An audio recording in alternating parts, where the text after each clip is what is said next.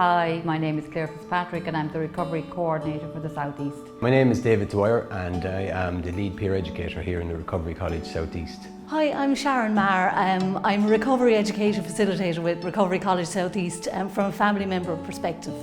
Hi, my name is Belinda Kyle and I'm a family peer educator here with the Recovery College South East. The idea of a Recovery Coordinator is to influence, I suppose, a whole service approach to recovery education. It's a broad role, so I have many kind of tasks and duties, but my main responsibility, I suppose, would be to oversee the development of recovery education in the South East across the 5 counties. And you know, I don't do that alone, so I work closely with Claire Fitzpatrick, my coordinator, as well as our recovery education facilitators, who do a great job in delivering workshops.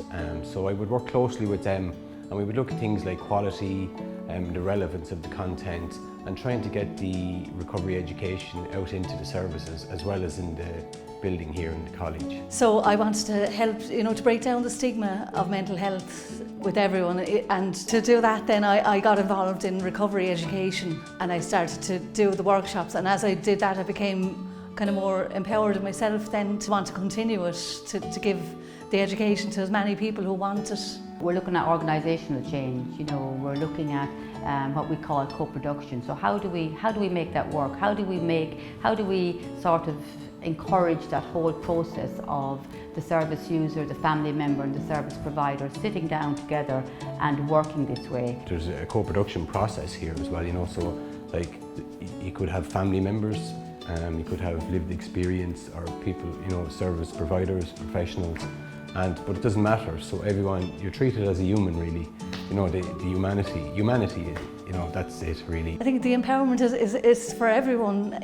We feel empowered because we have the privilege of being able to do this recovery education to give to people, and then we hope we're empowering them at the same time. Recovery and empowerment means to me it's empowering families, supporters, carers, advocating for them on their behalf where they're afraid to ask that question.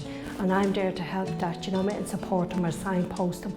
And empowering themselves to focus on their own strengths as family members and moving forward in recovery, do you know what I mean? I suppose a word that comes to mind straight away is freedom, and empowerment. I see empowerment as being inside the person, and obviously it needs stimuli or in the external environment to draw that out. But you would see people would get involved here with the college. They'd come to a workshop, they might be very shy, a bit quiet in themselves, lacking in confidence, a bit like myself in the early days.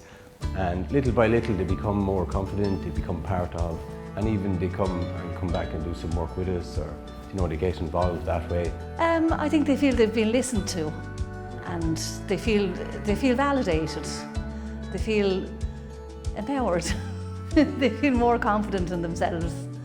If they did a workshop particularly on, say, anxiety, say, we'd hope that they'd feel they'd have some coping skills that we would have given them, and that helps them to feel more, to give them a little bit of peace of mind. I see empowerment in our services is that, we've recently hired 11 recovery educator facilitators. So these are people who have had mental health challenges in their lives, and they've come through sort of the recovery college, they've come through involvement centres, and now they're actually working part-time in the service to deliver education across the service. So that's empowerment.